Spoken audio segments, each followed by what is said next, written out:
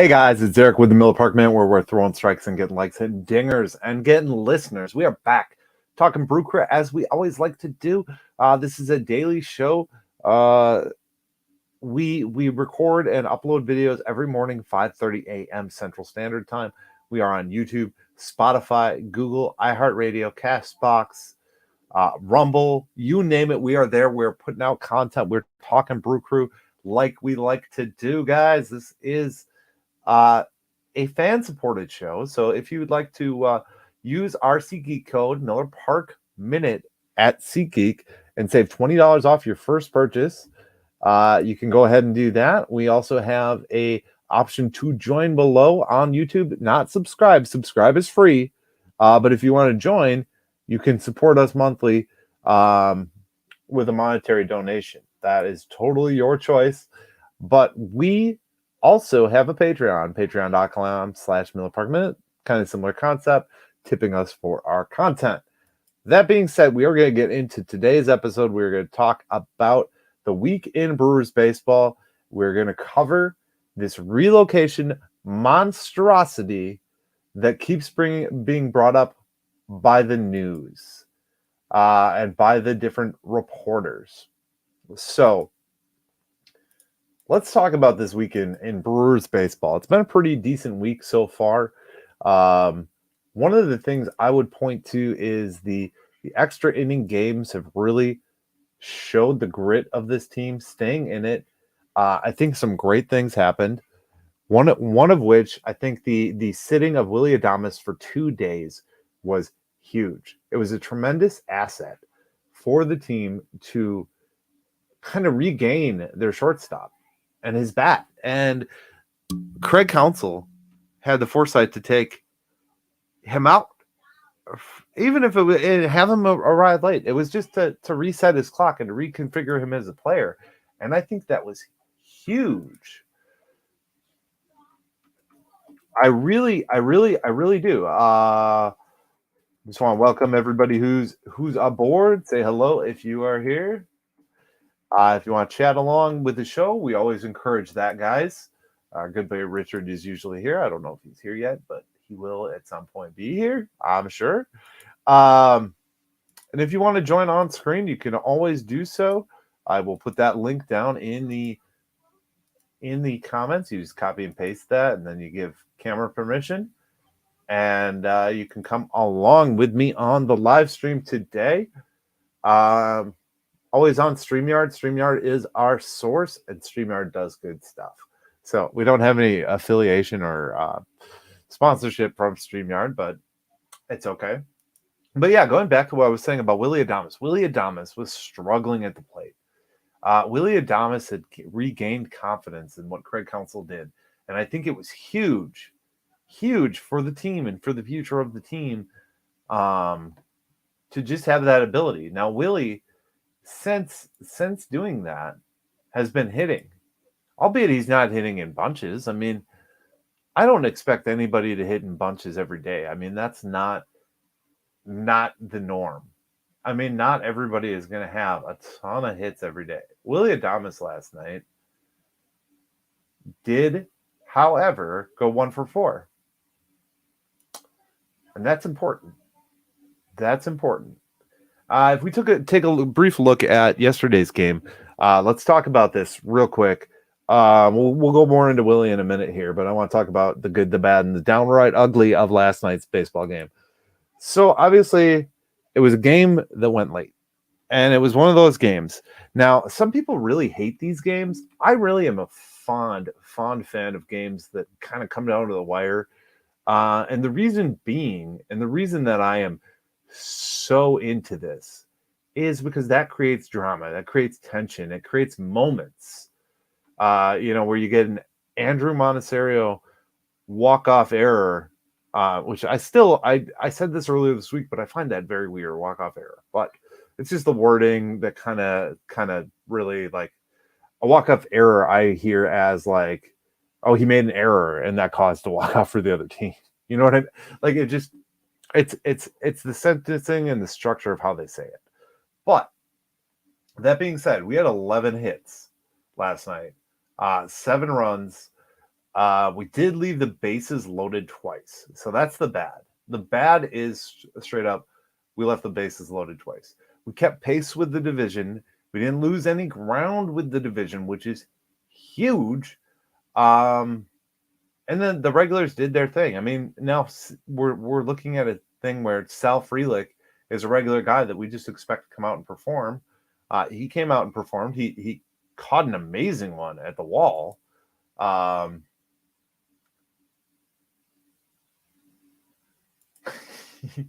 I'm gonna pause my comments here for a minute on what I was saying about the game.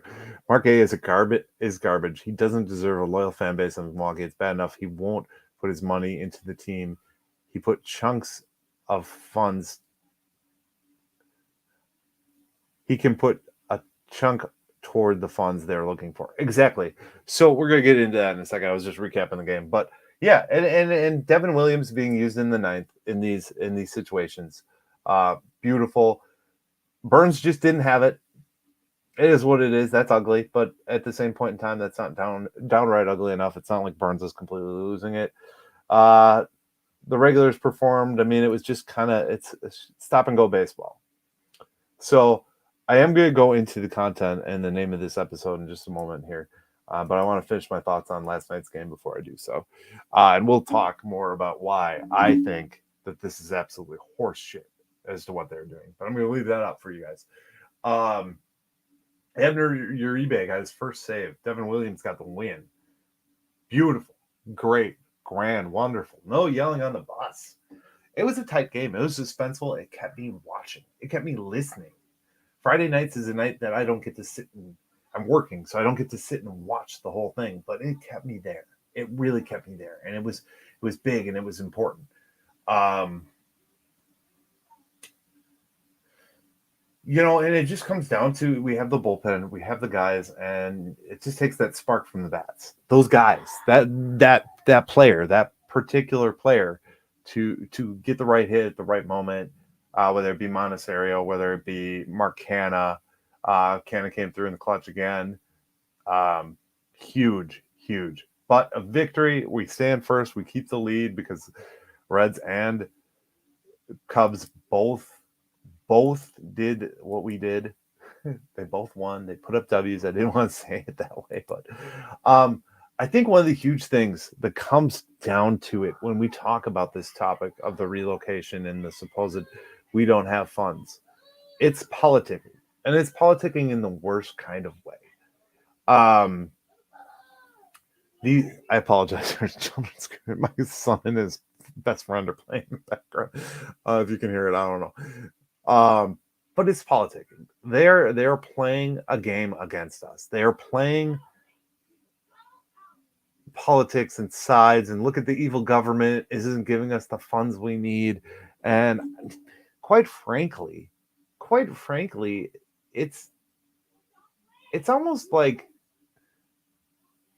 this isn't the situation of Oakland. And I think that's what these writers and these beat reporters are trying to drum up. Oakland's situation is always and will always be that they never had the funds to, and they didn't keep up. The ownership didn't keep up with the ballpark first and foremost. But second of all, they haven't drawn. They've never really drawn. I mean, they've had good teams over the years, but they didn't update, and there's a lot more going on to Oakland than even the fans realize.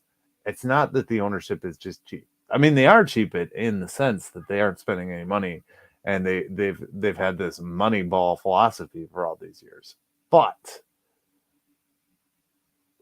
in the end,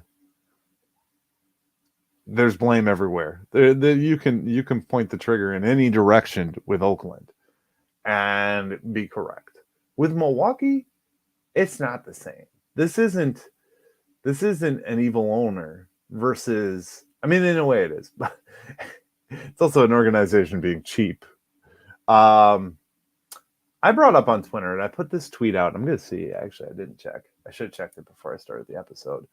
But I didn't check Twitter X. I don't know. I keep going back and forth on what I'm actually calling it. I want to see if anybody actually replied to this tweet. No one did. But I put out a tweet earlier today. that basically in it I said, okay, the one thing that we are missing here, and the big piece of this component of this conversation is, where is Mark Antanasio, i.e., the Brewers as an organization's responsibility in this manner? They say they need $400 million in repairs. We've all read these stories. They come out every 4 months. And, this is going to die down. It'll be a hype, and it'll be a story that every source will cover. Brew Fanatic, Reviewing the Brew, um, Wisconsin Sports, me, and Chuck and Bart, and everybody's going to cover this for the next 2 weeks. It's going to be talked about, and it's going to be a background conversation.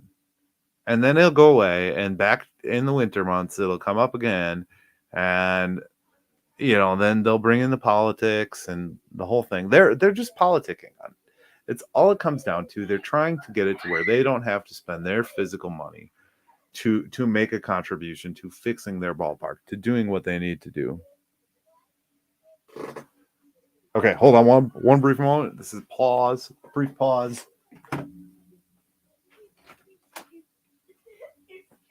Hey, you got to head back to your house.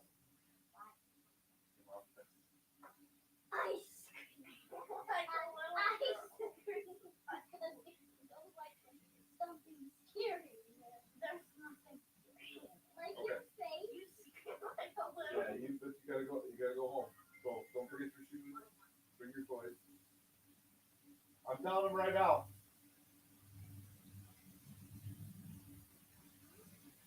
Oh, it's his mom calling. So, say bye to Brantley. I did not know what It's okay. What is that? I think from my nigga. Oh, it's your guy's helmet. Is it your guy's helmet or is it mine? If you don't Yeah, you don't. He's right. Your shoes are right in the middle of the floor in the living room. Okay, bud. I know that. Don't forget them. Okay. I thought you were singing like a bird. All right. You guys have a good. See you in next week.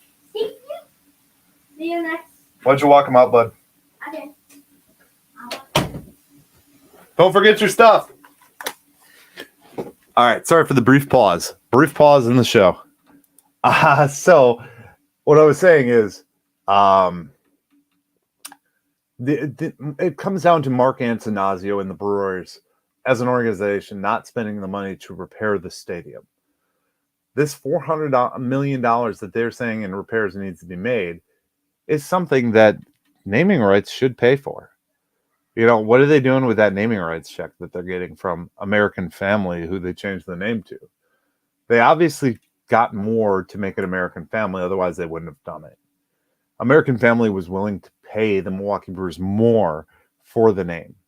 This comes down to the same conversation and the same argument that I've had over and over again when it comes down to paying for players, contracts, and free agents. They could lock up the big three today. I've said this over and over and over again, but they like their profits. They like the balance sheets to be high as a kite, as high as they possibly can be. And quite frankly, it's disgusting because we have to have this conversation. Me, the media, everybody out there, every sports guy that writes it for, a little, a Brew Fanatic or Reviewing the Brew, any one of these sources, Chuck from Bart Winkler, we're all going to talk about this. This is just this nature of the beast. But why do we have to? Why should we have to? Because the Milwaukee Brewers as an organization want us to put the blame on the government. They want us to be mad because the government won't pay for them. And then they want to threaten. Now, mind you, their lease runs through, and I'm going to say this again, their lease runs through 2030 or 2027, one of the two. I don't remember I don't have the information, and I don't care to have it because it's a pointless venture. It is a pointless thing that they are doing to us as fans to try and turn us to think that they are victims when they're truly not. These writers are getting these stories, these sources are coming down the pipeline because of the Brewers wanting to put him out there. Well, hey, the fans may be forgetting about the fact that we need the money to fix the stadium instead of ponying it out of our own fucking pockets. That's what it comes down to. And you guys don't hear me swear very often. I don't curse on this show that often, but these ones tick me off. When we're supposed to believe that this organization who's become a $1 billion organization from just a few years ago when Mark A bought it to now is toe up broke and can't afford to fix their own stadium and might move because of it. That's a falsity. That's a fabrication. They're full of it. There's no facts here. These stories always have a quote from Rick Schlesinger. Yeah, Rick Schlesinger is a politician in the organization. He's president of something operations. And he politicizes and makes, like the one I got up right now is Fan Nation by Sports Illustrated. And I guarantee it's got a quote. Yep, 290 billion. Let's go fix the roads in Milwaukee with that 290 million. Billion. Sorry, it is a billion. It is a billion. Let's go fix the roads in Milwaukee. I tell you, my tires take a beating every time I go down there. And then they throw shade against the Republicans and blah blah blah. I don't care about the politics of who's right and who's wrong. I care the politics that the Brewers are trying to turn us against what is actually what is the truth. They're trying to lie to us. They're trying to lie to me, to you, and to everyone out there. And they are trying to say we are toe up and we need this government money. And the government's turning us down. I mean, we did them a solid in charging us 5 county tax. And everyone in Milwaukee, I didn't pay it. I don't live in Milwaukee. I'm not from the city, so I can't say that. But they got a tax that helped pay for the stadium. They collected extra tax. Each and every one of you taxpayers in the 5 counties paid it. And they seem straight up ready to just say, oh, we're victims, blah blah blah. Pretty soon they're gonna get to this point, and I don't want to predict this to be true, but I have a feeling that they're gonna get to the point where they're gonna drop their payroll down and play the Oakland card again. I think that's gonna happen, and we're in the bottom 15 of Major League Baseball for how much we spend on payroll. Now, I'm not saying spending money on payroll. This isn't about the game itself. Spending money. They get a check. They get money for that. They do. No, the naming rights of the stadium. I was just saying that a minute ago. I don't know when you joined, but they 100% are getting money from American Family. And my question is, what are they doing? Are they adding it to their spreadsheet? Are they just putting that down as profit?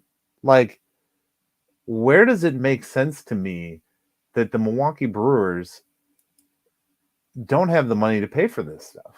I don't get it. Like, and this is why I think baseball needs to be more open with this stuff, because it just doesn't seem to me like the finances are very right, so to speak. Hey, Dylan. That's the part that angers me the most. I've read every one of these articles about this, or in some form or fashion, and I'm like, something's not adding up here. Because, like, if I were to open a business today here in Fond du Lac, Wisconsin, I would have to pay for the business, keeping up the building, the general maintenance, every piece of it would be part of my obligation. It wouldn't be put on somebody else. I wouldn't go to the city and say, well, hey, I need a new windows in my building. No, I'd have to take out a loan and buy the new windows myself. So where does the Brewers' obligation? I understand that they lease the grounds and the grounds are leased. I understand that. But at the same point in time, if I lease a vehicle and I go through the tires on it, I got to put the tires on it. I'm not going to the leasing company and saying, "Hey, it needs new tires." May not get that reference. I was in the automotive business for a lot of years, so between the Brewers, Mark A, in particular, an American family, most of the money could be covered. There's no reason to take the team away from the fans just because they're too cheap to do their jobs. Yes, precisely. And it's a scare tactic. It is 100% a scare tactic. If you realize this, I don't know. I want to look it up. I should look it up real quick. But the date that the lease expires is like 5 years away. So they're just politicking and starting this now because they American Family Field lease.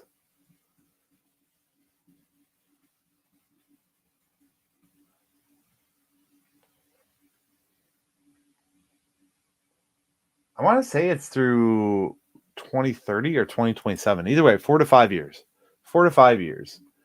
And they're trying to bring this up and make this a hot topic. And I guess it's working because I'm here angrily shouting about it from the top of my platform. But at the same point in time, it's really disgusting that they have to keep doing it. And it's every 4 months. We just talked about this 4 months ago. We just had this whole conversation. I've gone round and round on this topic so many times. And then it was prior to the season that we talked about before, if you guys remember correctly, before the Corbin Burns fiasco of the arbitration case, we were talking about the field. I could go back in my video log and see every conversation that we've had about this. I got them on YouTube. I've talked about this so many times. And I've said the same thing every time. Where is the obligation and the responsibility for Mark A to put the money forward? For the Brewers organization to put the money forward? And again, when you own a business, it is 150% your problem. Because you ain't going to be successful. And to me, it sounds like the Brewers are pretty successful at making money.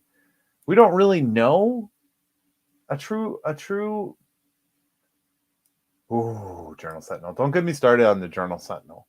If you want to ask me about the Journal Sentinel, I can tell you they could fuck right off. I'm angry today. I'm fired up because I read so much crap about this, and then I see everyone clamoring, "Oh no, we're gonna lose our Brewers." We're not gonna lose our Brewers. 2030. It runs through 2030. This is 7 years. 7 years too early for them to even be having this conversation. 2 years out, fine. 7 years, every 4 months, they are bringing this conversation to the table. And it's because of guys like Rick Schlesinger and the people in the Brewers that are trying to keep this forefront top of mind for you and I because they want the government of Wisconsin to pay for it, not themselves.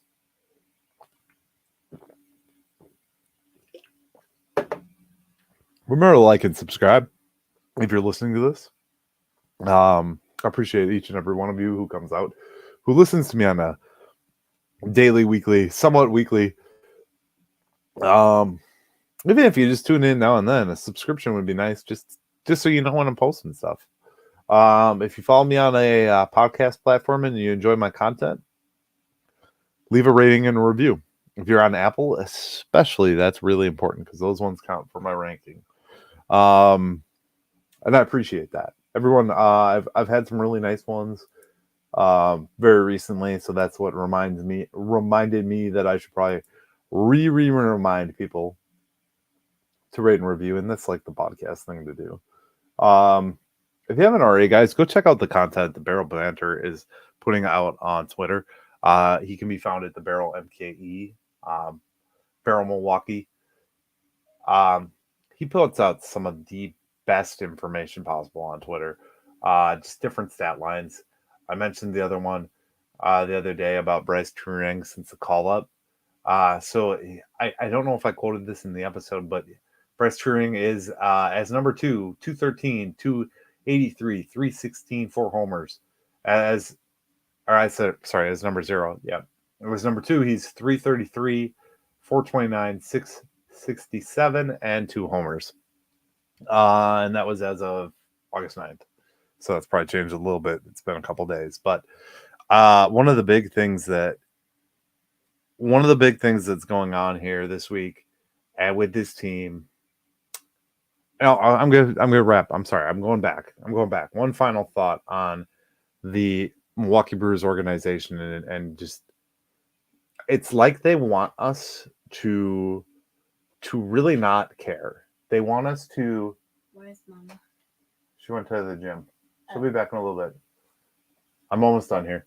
Back to playing on my Switch. Okay, that's fine. They want us to not care about certain things and care about other things.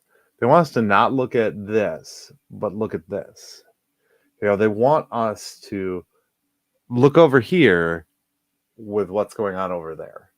And it's just infuriating as a fan and as a person who puts as much time as I do into not only watching but speaking about the Brewers on a regular basis, to putting out content every day about the Milwaukee Brewers. I think that's where I get so worked up like I am right now.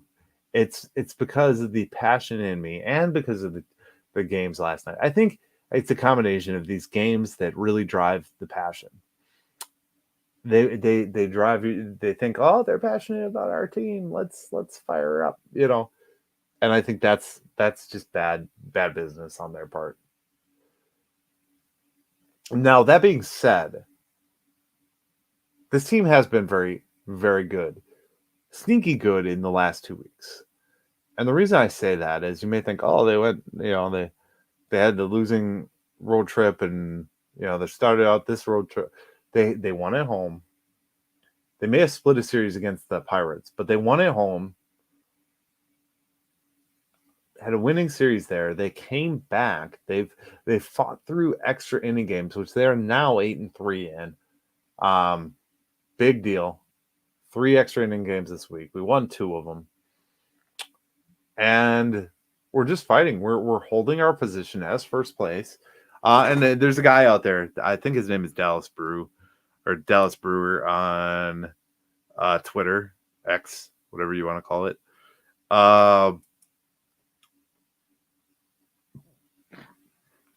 Who nightly tweets, and the Brewers are still in first place. And I love that tweet every day. Because you know what? That's what we should care about at this current juncture in this current time. We're still in first place. We're fighting.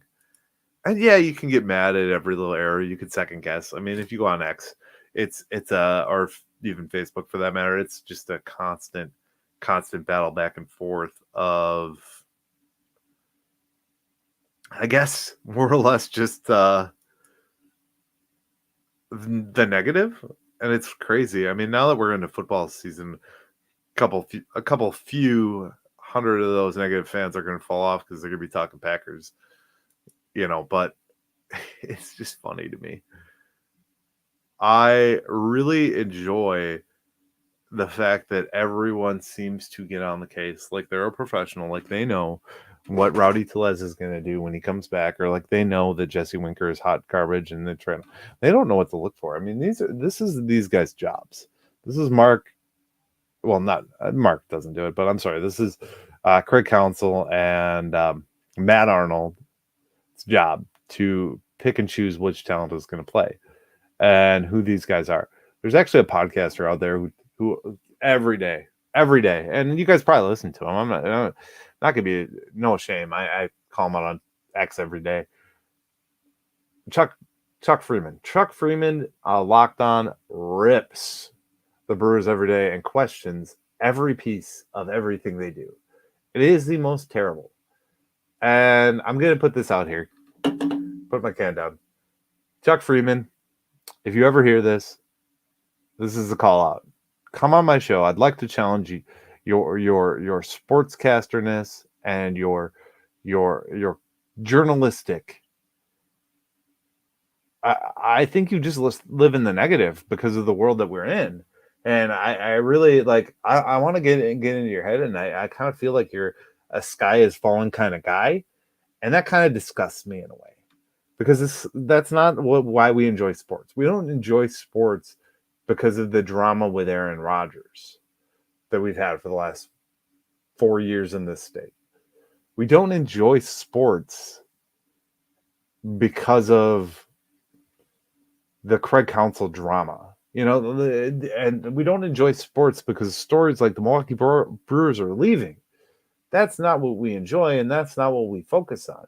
We enjoy the wins. We enjoy the victories. We enjoy the fact that Christian Yelich is batting 290 and William Contreras is batting 278.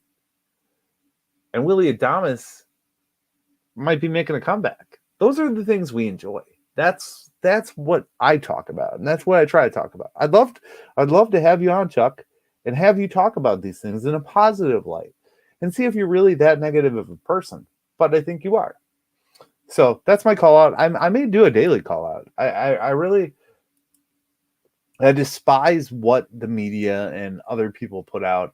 And that's why I always try and bring out the positives, and I bring up the positive stats that people put out and things like that because that's what this is about. We enjoy winning, not losing. We enjoy the good, not the bad. That's being a sports fan. Enjoying the good, not the bad. These people that are out there to complain are miserable people. And I don't understand it. Why do you want to live in that light? Why do you want to cover the Milwaukee Brewers in a negative light every day? And not every good show. I mean, there's good shows out there that are very negative. Don't get me wrong. There's good podcasters that are very negative. But you got to cover as I always say it, and this is why I cover it this way in specific. It's the good, the bad, and the downright ugly.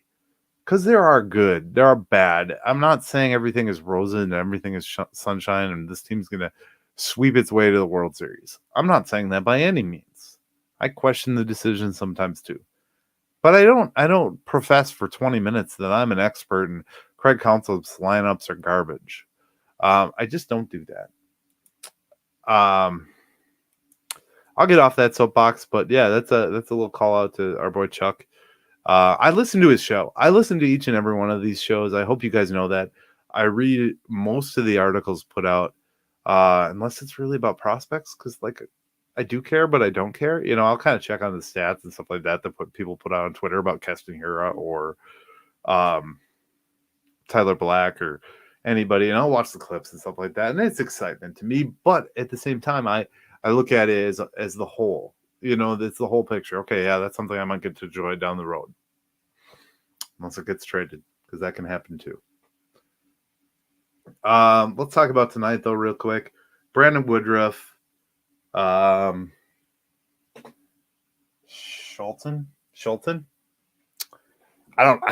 There's a lot of pitchers in Major League Baseball, and there's a lot of players that I don't know. And that is one. He's 1-4 with a 3.06 ERA. Brandon Woodruff is 1-1 with a 1.65 ERA. Brandon Woodruff just needs to come out and focus on throwing strikes. He had a really good outing last time, and then the Brewers bats just need to be consistent. Maybe not leave the bases loaded twice tonight, huh?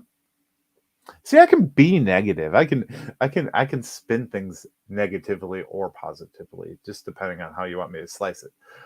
But I'm also going to lean towards optimism and say, just don't do it. I'm not going to rag on it for 20 minutes. I think that's all I got tonight. Yes, I do topics every day. I write topics. So one of the things I always say when I put an episode together is I'm just going to go with the flow with this. I'm going to go with what hits me in the moment, what I enjoy talking about. And that's how I put out content. Now we have 3 people in the stream. That's funny. I love doing this every day. I love talking about the Brewers. I will continue to talk every day. Like I said, I'm calling out Chuck. Pretty soon Winkler is going to be on the show. Working on a couple other guests. Until we have them, I won't confirm them. But Winkler's my guy. He's a buddy. His show is just entertainment value. Like he talks about the most random stuff. So if you want to check him out, if you want to go for information, go to Barrel MKE. Like I said, he's one of my buddies. The Butcher may be coming back. We may get a return of the Butcher soon. This upcoming week's just got a lot of stuff coming. I'm still gonna start doing TikToks more and also other content. So look forward to that, guys. Otherwise, that's it. This is Eric with the Miller Park Minute. We are throwing strikes, getting likes, hitting dingers, getting listeners. Leave a review. Share this podcast with your friends. We'd like to get to as many Brewers fans as possible, and put out good content and have great conversations. So thanks for watching. As always, guys, let's go get them. Go Brewers. Guys, have a great rest of your day and enjoy the game tonight. And if you're listening to this after the fact, I hope you enjoyed Saturday night's baseball game. Go Brew Crew. Have a good day.